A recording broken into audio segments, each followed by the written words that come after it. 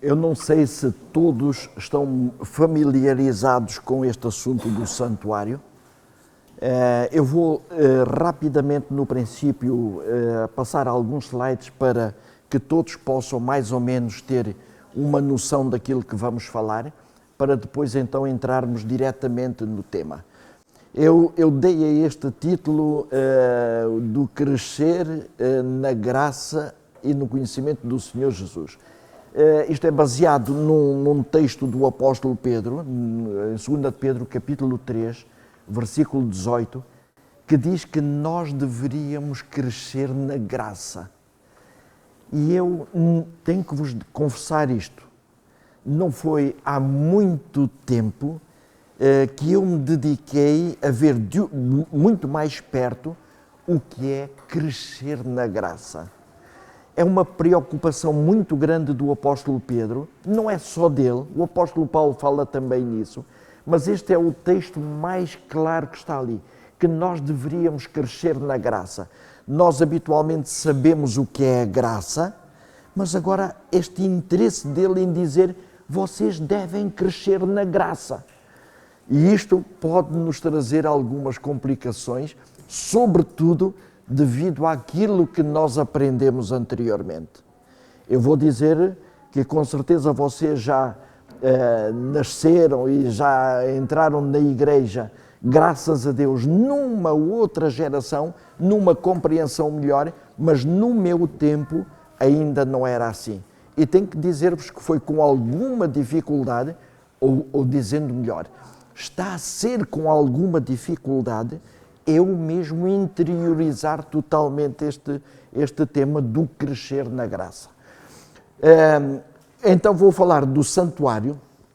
Nós aqui temos uma parte do santuário. O santuário tinha este pátio que vocês podem ver aqui, ele estava a porta virada para este. O que é que isso queria dizer?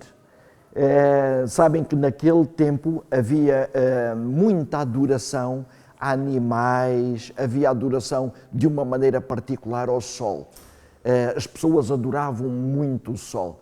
E então agora nós, quando pomos ali o santuário, quando Deus mandou construir o santuário e dizia que a porta deveria estar virada para este, é de onde nasce o sol.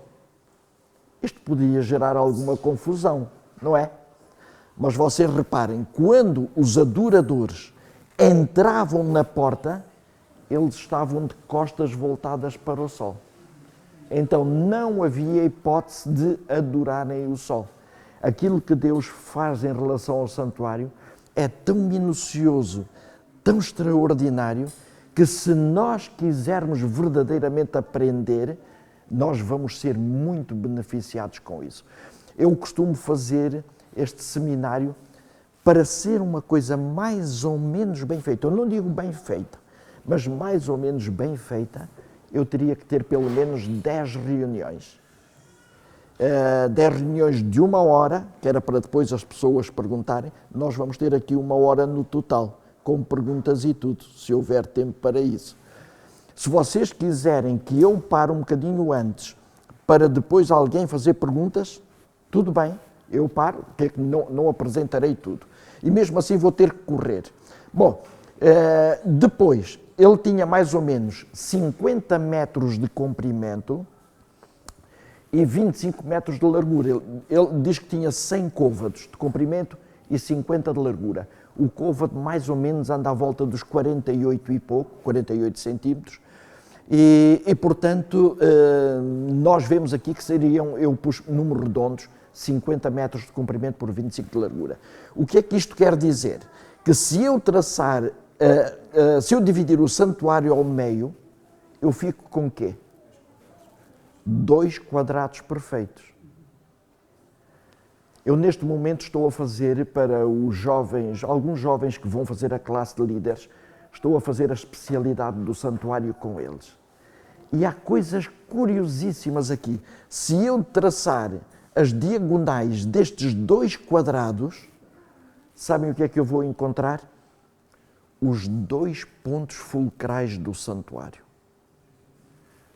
Não existem pontos mais importantes que esses no santuário. é verdade que não existe ali uma única peça do santuário que servisse apenas para embelezar. Tudo tem um significado. Tudo. Mas, entre todos esses significados que existem, os mais importantes são efetivamente estes dois pontos aqui. Quais são esses dois pontos? Um deles é o altar dos holocaustos, que é logo o primeiro móvel que nós encontramos quando entramos no santuário, e depois tem aqui o tabernáculo propriamente dito, que, como vocês sabem, estava dividido em duas partes. Tem aqui uma cortina a dividir. Esta primeira parte, que é a maior, chamava-se o lugar santo, e a segunda parte aqui chamava-se o lugar santíssimo. E dentro desse lugar santíssimo estava aquilo que a palavra de Deus chama a Arca da Aliança. E dentro dessa arca está guardado o que é que vocês sabem? As tábuas da lei. Tinha mais algumas coisas, não é? Como a vara de Arão, uma taça com o maná, mas a verdade, o principal era a lei de Deus. E porquê que é importante? Porque a lei de Deus é como se fosse o centro do trono de Deus. Mas a lei de Deus, se nós olharmos para a lei como 10 regras que estão ali para nós obedecermos, estamos a tornar a lei assim muito pequenina. Estamos a minimizar a lei. A lei representa o caráter de Deus.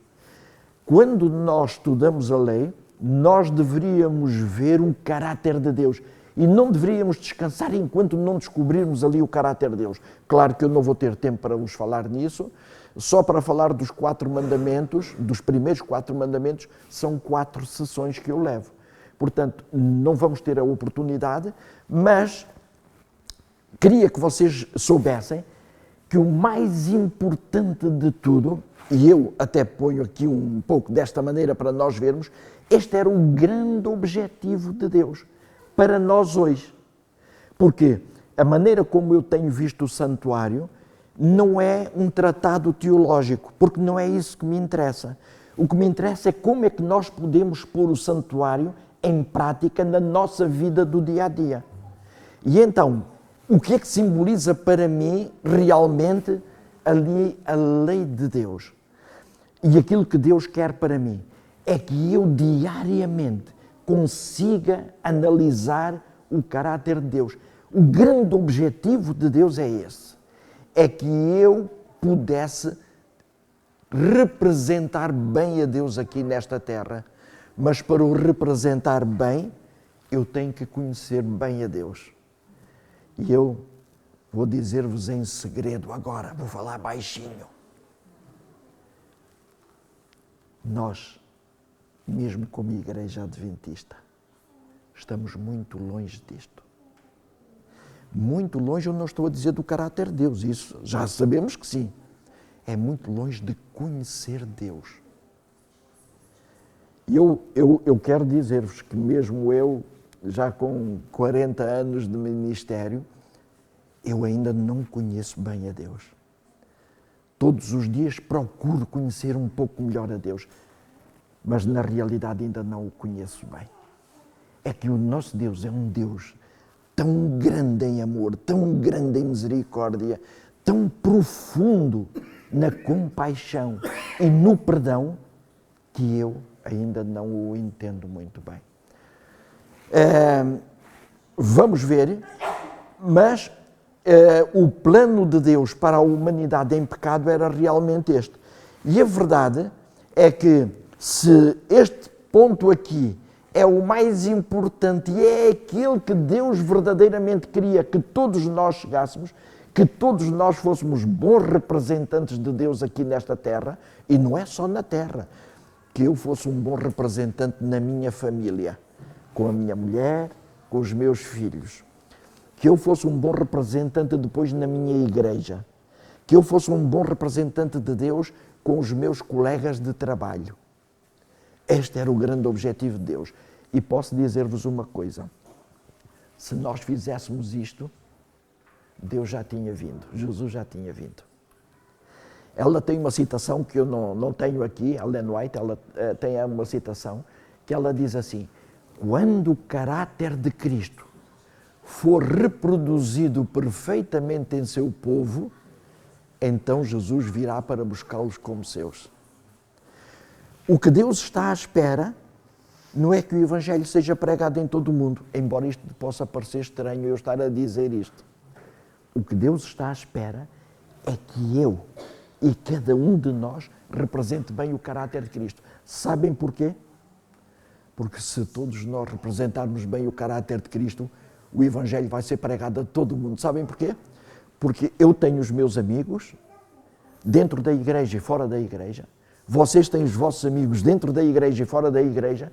E se nós vivêssemos realmente como é Deus, a todas as pessoas iam admirar-se de nós e iam perguntar: porquê é que vocês são assim? E nós íamos dizer: porque temos Jesus. Quem é Jesus? E então íamos saber explicar isso muito bem.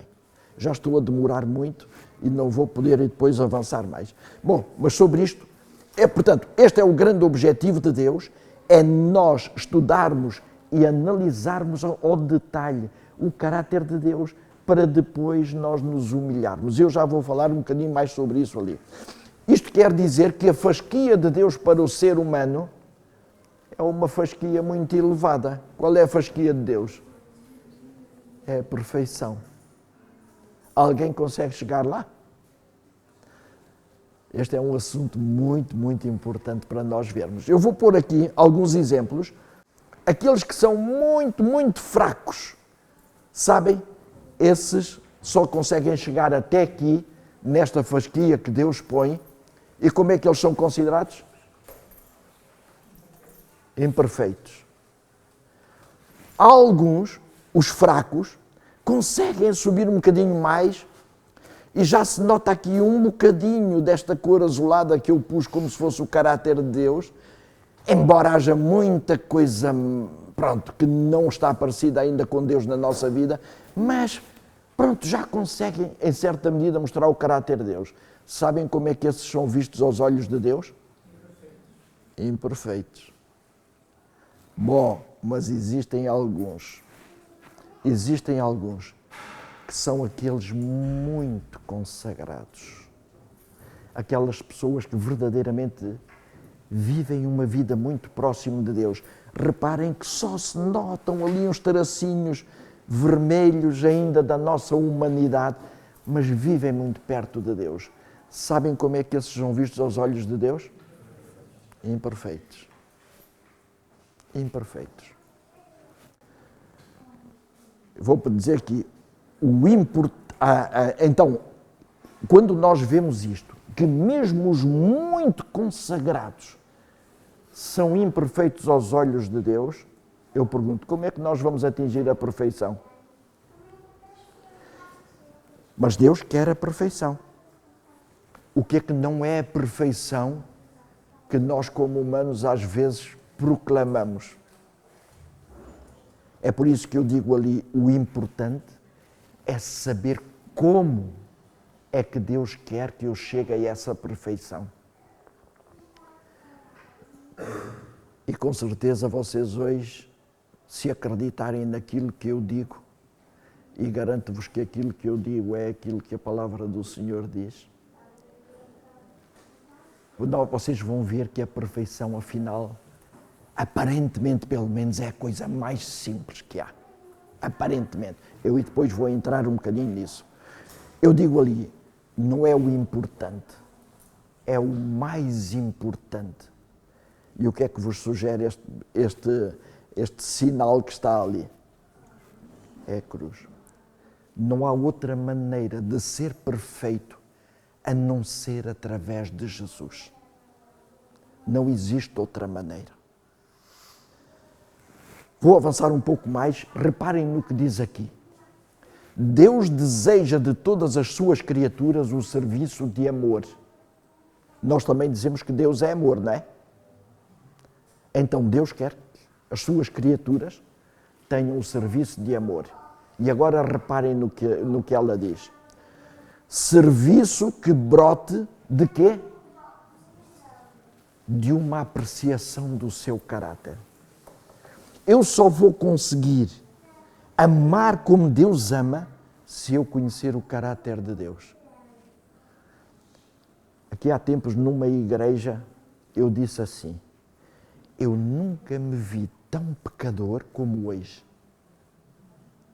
Nunca.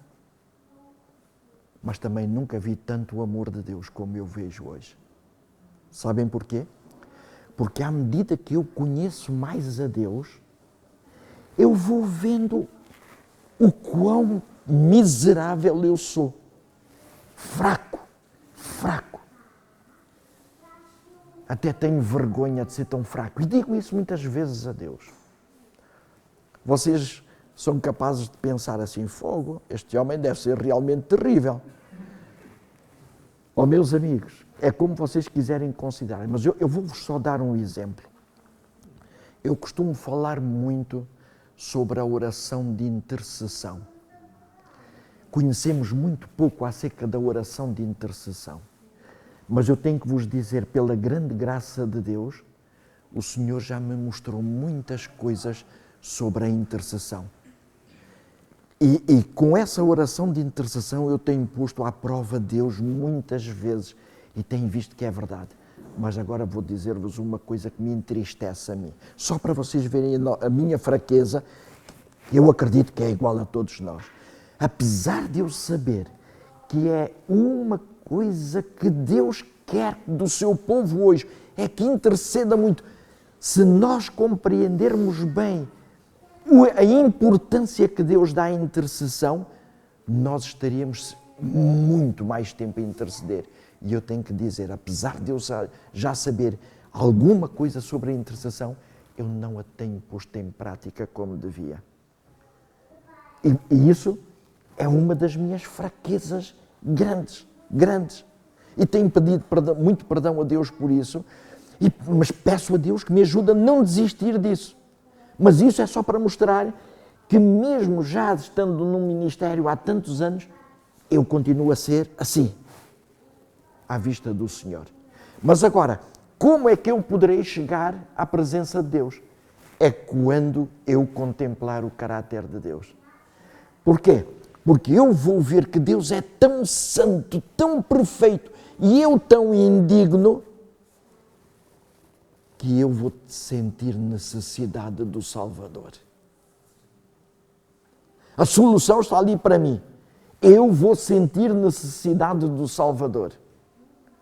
E é isso que Deus quer. Vou avançar mais. Reparem no que ela diz aqui. Se nos entregarmos a Ele e o aceitarmos como nosso Salvador, o que é entregar-se a Cristo? É eu não ter medo de chegar ao pé de Cristo em oração e dizer: Senhor, olha, eu sou miserável. Estás a ver, olha, ainda há momentos refilei com os meus filhos, ou refilei com aquele senhor que eu encontrei na estrada e que se meteu no caminho e que eu buzinei forte. Tu estás a ver a minha miséria, Senhor?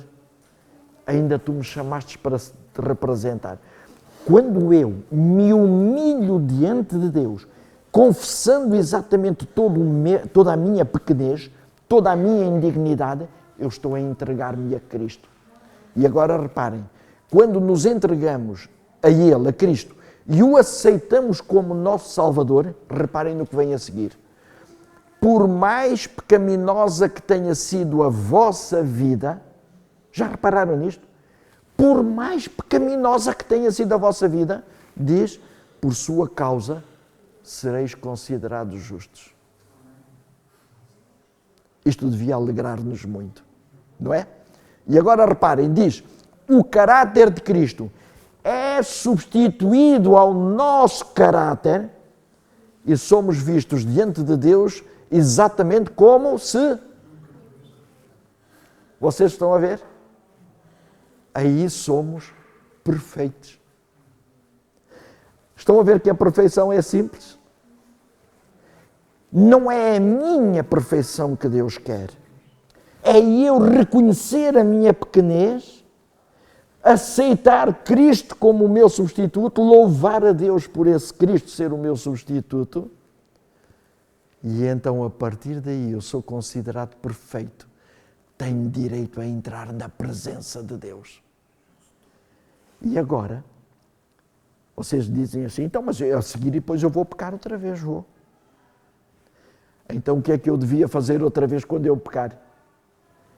É outra vez entregar-me a Cristo, é eu reconhecer o meu pecado e dizer, Senhor, ainda bem que a salvação depende de Ti, a salvação não depende de mim. Se dependesse de mim, Senhor, eu nunca seria salvo. Sabem o que é que eu estou a fazer com isto? Crescer na graça. Estou a compreender cada vez melhor a graça e estou a fazer da graça a minha razão principal de viver. Então eu estou a crescer. Cada vez que eu erro e cada vez que eu vou ter com Deus a confessar o meu erro e a aceitar a Cristo, eu estou a crescer na graça. Vou avançar um bocadinho mais. O que é que isso quer dizer? Que nós aqui, os muito fracos, os muito consagrados, são todos o quê? Imperfeitos. Mas agora deixem-me fazer isto. Quando reconhecemos a nossa incapacidade e reclamamos a graça, sabem o que é que acontece? Aquilo que nós éramos imperfeitos é coberto pela justiça de Cristo. Estão a entender? E o que é que acontece aqui? Mesmo os muito fracos são perfeitos à vista de Deus. Eu já vos vou mostrar alguns exemplos disto, bíblicos. A perfeição não é eu fazer as coisas todas certinhas. Se fosse isso, nenhum de nós conseguiria chegar lá. Nenhum. Nem aqueles pastores que vocês veem, este homem é um homem de Deus. Qual que é? Somos todos barro. Somos todos muito fracos. Então, a perfeição é eu compreender isto e pôr em prática na minha vida do dia a dia. Quanto mais eu puser em prática, eu melhor vou compreender isto. Estão a ver ali, foi o texto que lemos há bocado, por sua causa seremos considerados justos. O caráter de Cristo é substituído ao nosso. E depois diz, e seremos aceitos diante de Deus como se nunca tivéssemos pecado. Eu ontem na Igreja do Barreiro apresentei este tema, não este tema, mas apresentei um tema muito relacionado com isto, as coisas estão todas ligadas. Falei sobre o dia da expiação e encontrei lá justamente isto de um rabi que escreveu. Há um site muito interessante, um site judeu, que nós podemos fazer perguntas para lá e são rabis a responder. E então houve uma pessoa que perguntou isso e ele dizia lá justamente isto. A purificação do santuário, aquela que se verificava lá no santuário todos os anos, no tal dia da expiação, não era apenas perdoar os nossos pecados, mas era purificar, era limpar tudo. Desapareceu tudo de lá. É como se nós fôssemos vistos diante de Deus, diz ele, como se nunca tivéssemos pecado. Isto é a perfeição que Deus pede de mim. Não é a minha, é a perfeição de Cristo. Vocês já ouviram muitas vezes a expressão que a única coisa que nós levamos para o céu é o nosso caráter, não é? Mal de nós se levássemos o nosso caráter, o céu ficaria todo manchado. Não é o nosso, é o de Cristo. Como é que isto se passa? Eu aqui nesta terra odeio o pecado. Eu odeio o pecado. O apóstolo Paulo odiava o pecado. Mas ele dizia assim, aquilo que eu quero fazer, não consigo. Aquilo que não quero, é isso que eu faço. Já se passou isso convosco? Raramente, não é? Não, é isso que se passa connosco. apesar do apóstolo Paulo amar muito a Deus e querer muito ser parecido com Deus, ele não conseguia. É por isso que ele dizia, agora não vivo mais eu, mas Cristo vive em mim. A graça de Cristo enche o meu coração. E era assim que nós deveríamos viver também.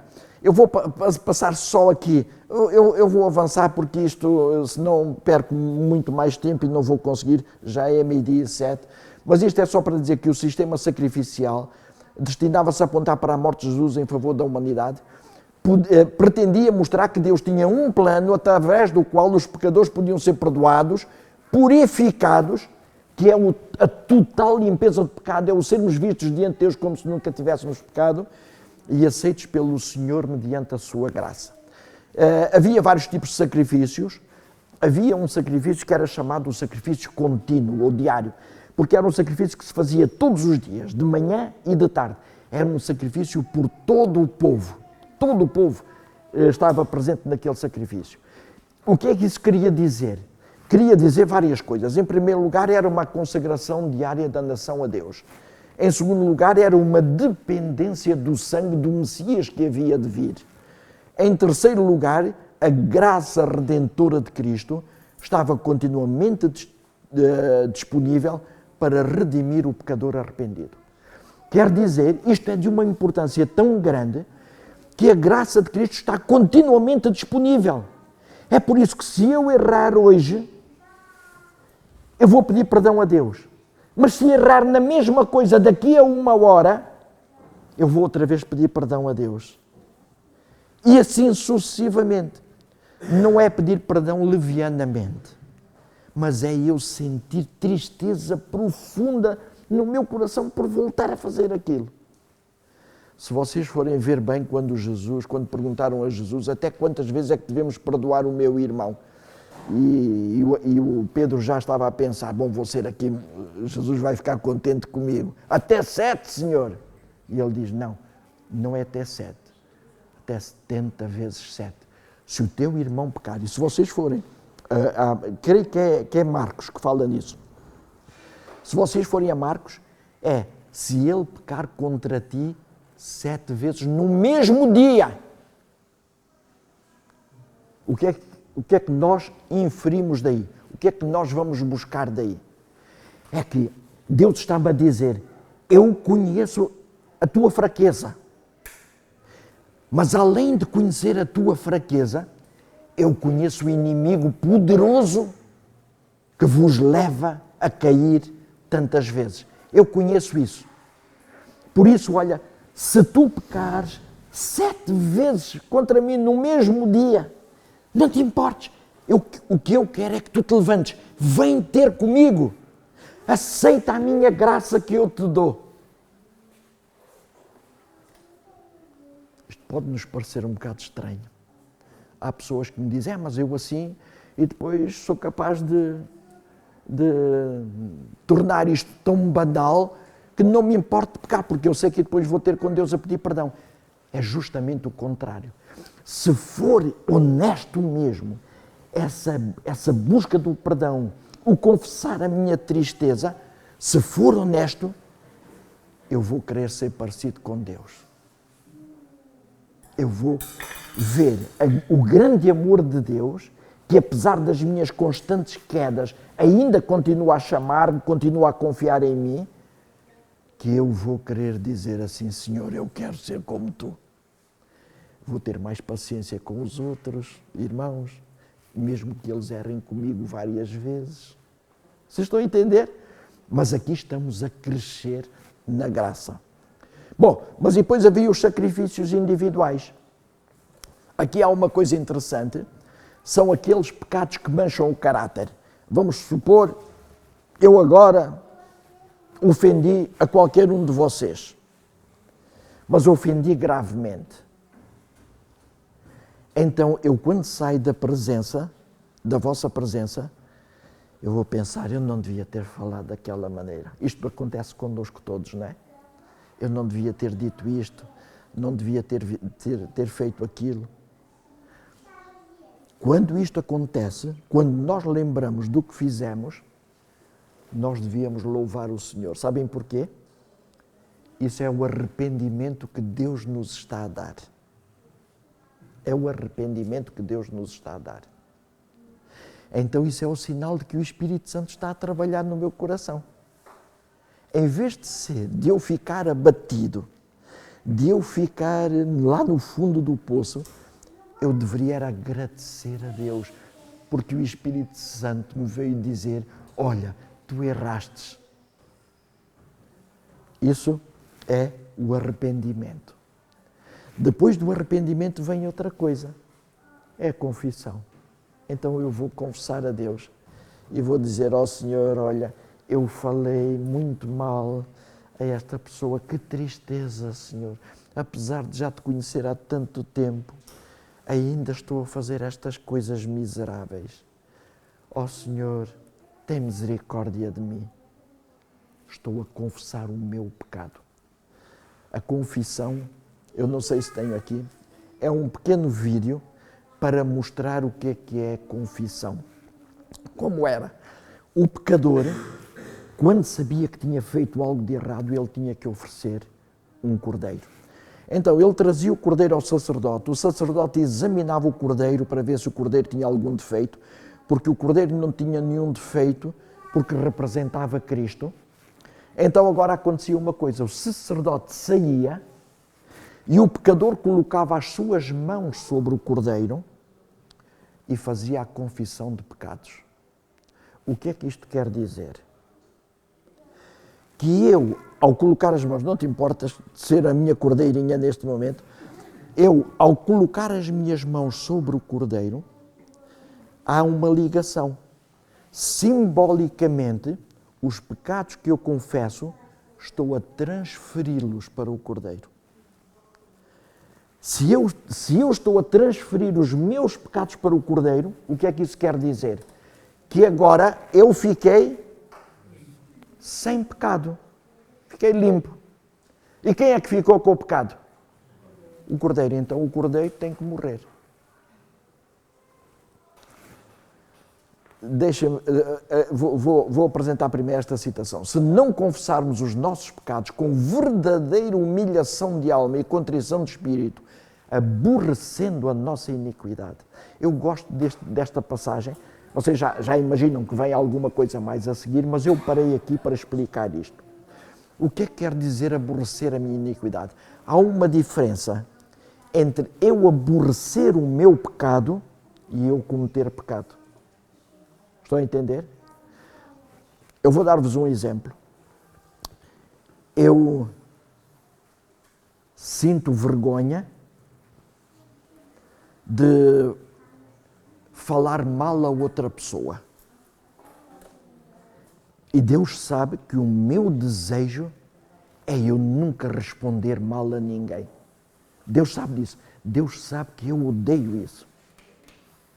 Mas vocês acreditam que eu faço sempre isso? Que eu nunca falo mal a ninguém? Não. Não é verdade. Apesar de eu aborrecer aquilo, às vezes a minha natureza humana, a minha fraqueza humana, num determinado momento leva-me a fazer isso. Não tem mal eu fazer isso. O melhor seria eu não fazer. Mas não tem mal desde que eu a seguir vá ter com Deus a pedir perdão por isso. Eu aqui estou a aborrecer a minha iniquidade.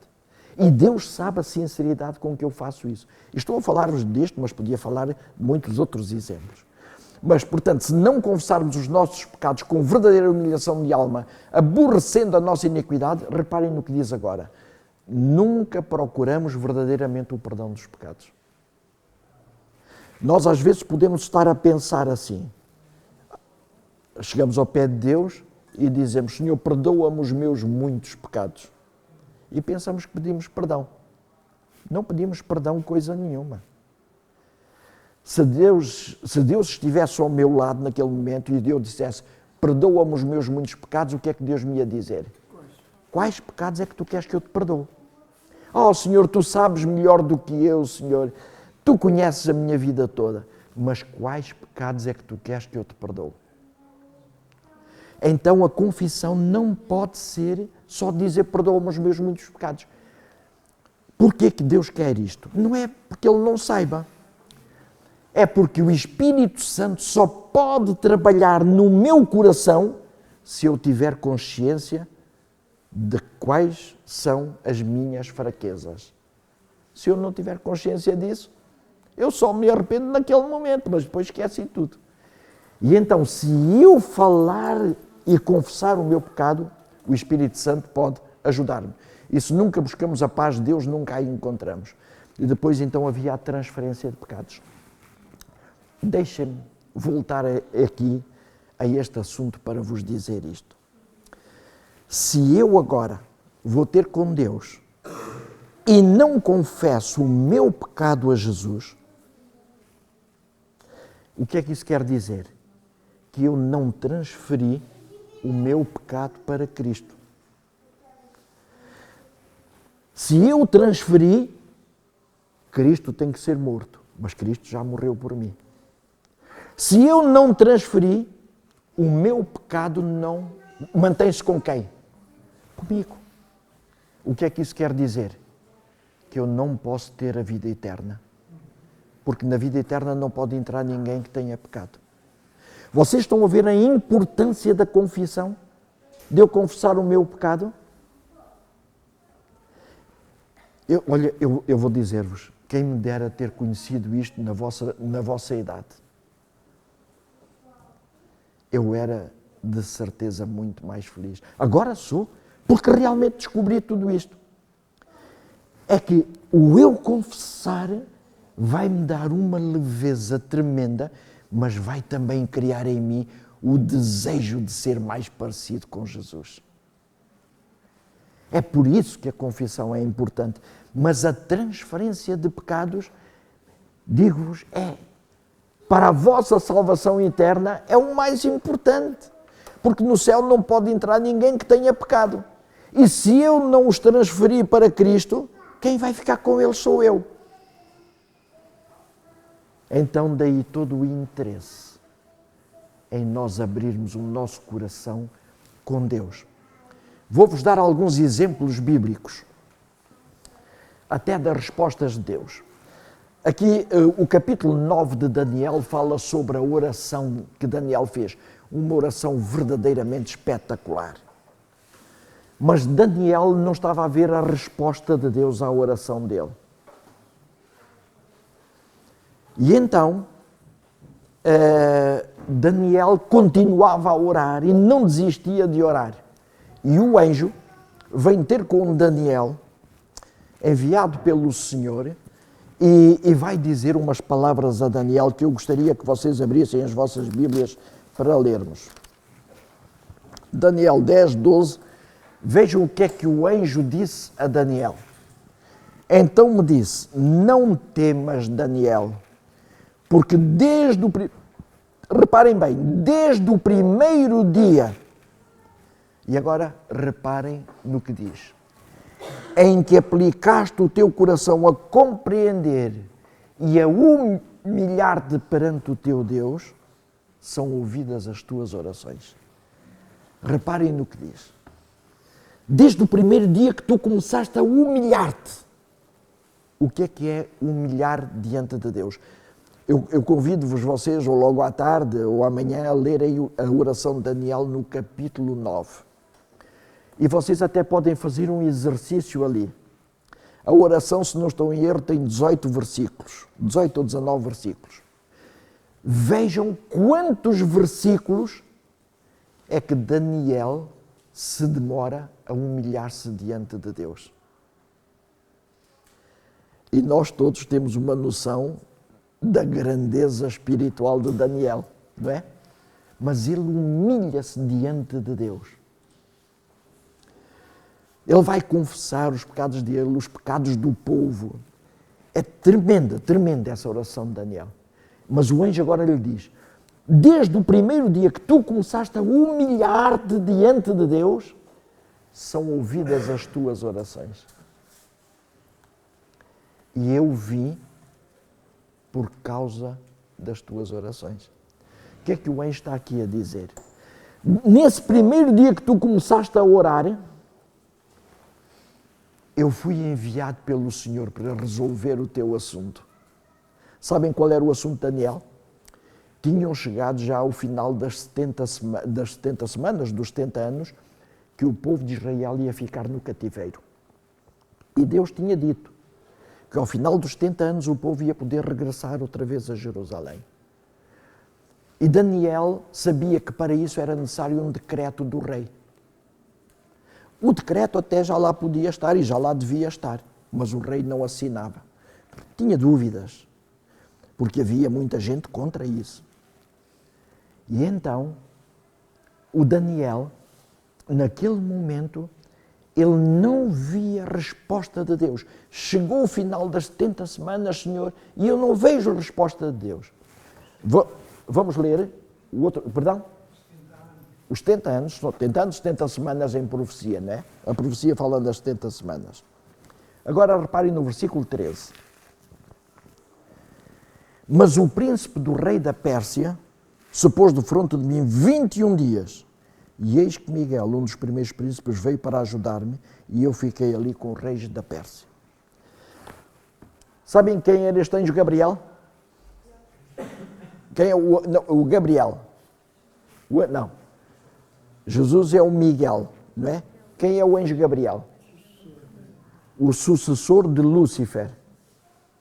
Portanto, um anjo de grande poder. Ele foi enviado para influenciar o rei a assinar. Mas diz que o inimigo, o príncipe do rei da Pérsia, quem é que é este príncipe do rei da Pérsia? Não pode ser um homem, porque um homem não tinha poder contra um anjo.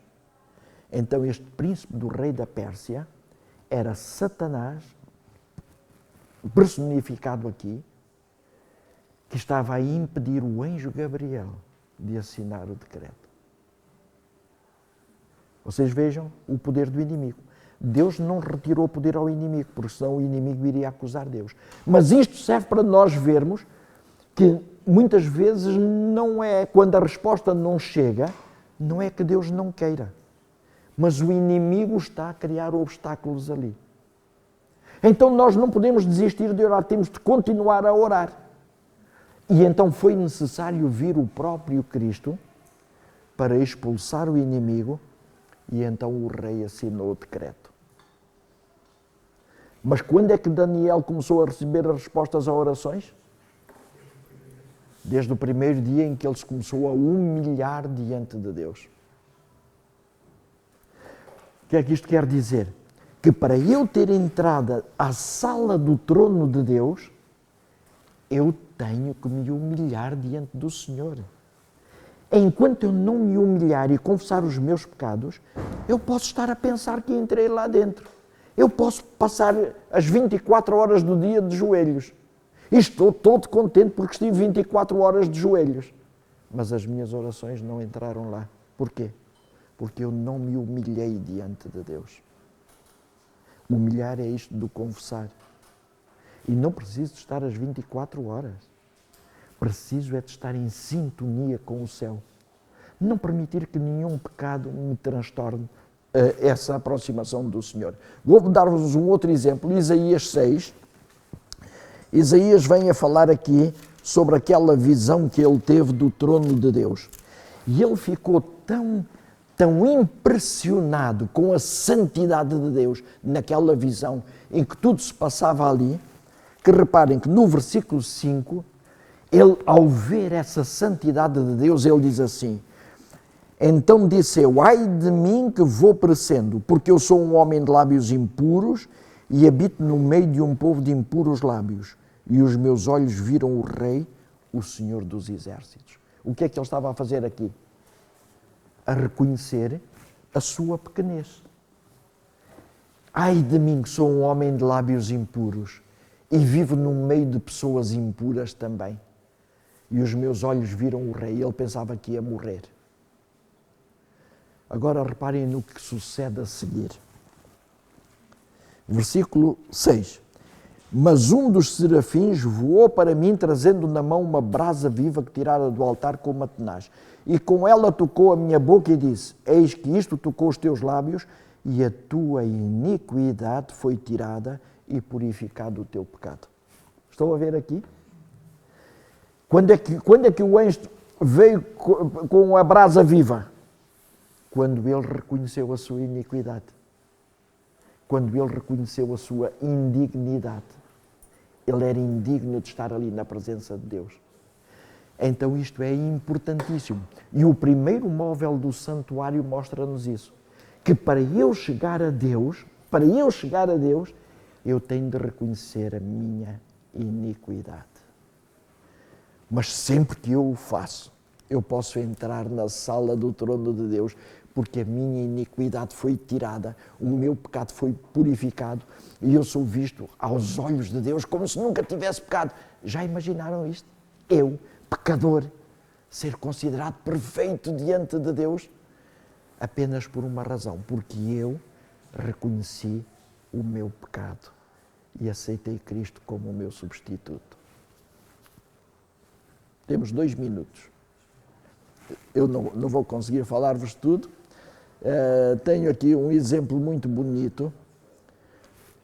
Eu vou só explicar, não vou avançar mais. 2 Samuel 12 fala daquele pecado, dos pecados que Davi cometeu, do adultério e depois do assassinato de Urias. E depois vem um Natã ter com ele para, como é que eu vou dizer isso? Para ele provar, para mostrar ao Davi que o Davi tinha feito um erro tremendo. De acordo com a lei de Israel, o Davi teria que morrer. E o Davi não queria que o seu pecado fosse descoberto porque ele não queria morrer. Então arranjou uma série de estratagemas até matar o Urias. Mas quando Natã vem falar com ele diz: pequei contra o Senhor. Quando o Natã lhe diz: tu és esse homem, ele diz: eu pequei contra o Senhor.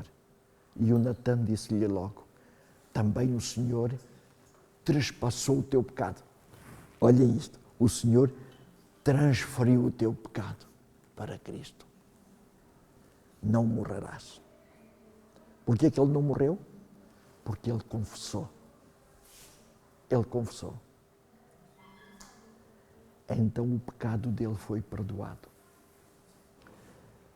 E agora, queria ler, abram a vossa Bíblia em 1 de Reis 15, 5, e vamos ver o testemunho do escriba, o homem que escreveu este relato, esta história dos reis de Israel. Vamos ver qual foi o que é que ele disse neste capítulo 15 e no versículo 5. Diz assim: porquanto Davi tinha feito tudo o que era reto aos olhos do Senhor, e não se tinha desviado de tudo o que lhe ordenara em todos os dias da sua vida, senão só no caso de Urias. Quer dizer, o Davi foi perfeitinho em tudo, só naquele caso de Urias é que não. Isto é justo? Honestamente, é justo isto que o escriba escreve aqui? Não, não é justo. Mas vamos ver agora no capítulo 14, versículos 7 a 8, é o próprio Deus que está a dizer ao profeta aquilo que ele deve dizer. Reparem, diz assim: vai e diz a Jeroboão, assim diz o Senhor Deus de Israel, visto que te levantei do meio do povo e te pus por chefe sobre o meu povo de Israel, e rasguei o reino da casa de Davi, e a ti te dei, e tu, agora vejam o que é que Deus diz de Davi, tu não fostes como o meu servo Davi, que guardou os meus mandamentos e que andou após mim com todo o seu coração, para fazer somente o que era reto aos meus olhos.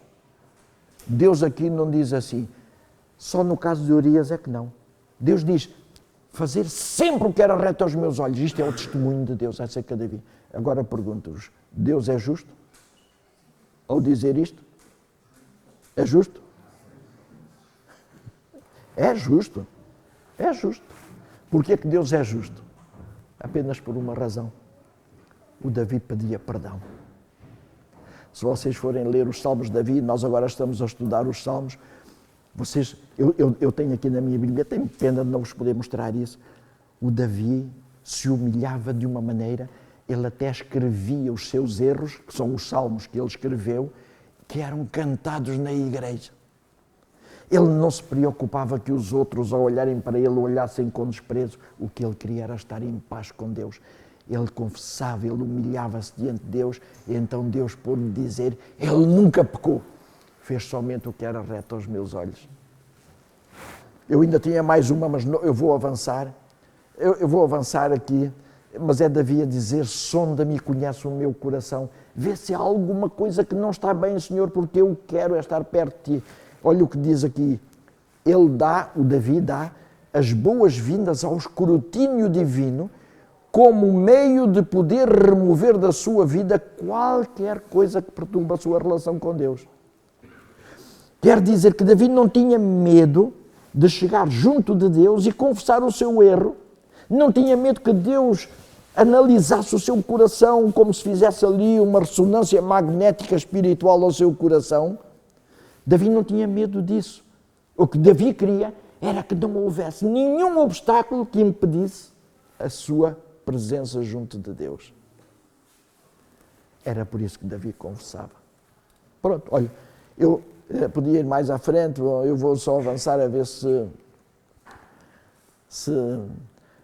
vou só mostrar isto, para vocês verem aquilo que a serva do Senhor nos diz. Aqui diz, porque pela graça sois salvos, mediante esta fé em Jesus.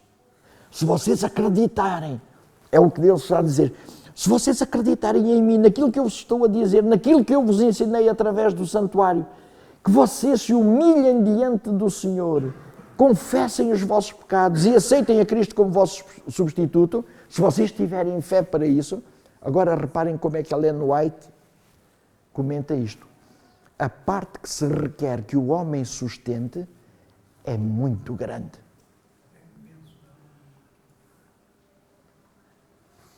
Estão a ver? Porquê é que é muito pequena? Este Deus parece não estar a pensar bem.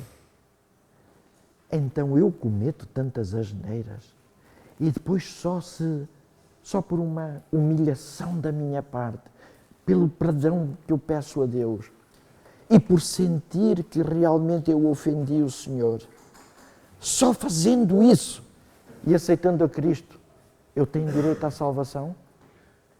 É por isso que ela diz, a parte que se requer do homem é imensuravelmente pequena.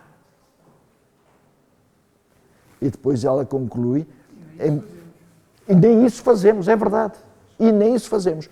Embora no plano de Deus seja justamente a parte necessária para que a obra seja um sucesso.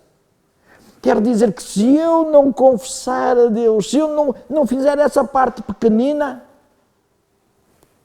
então a obra não será um sucesso. Mas se eu fizer essa pequenina parte, a minha salvação não está em risco. Que Deus vos abençoe.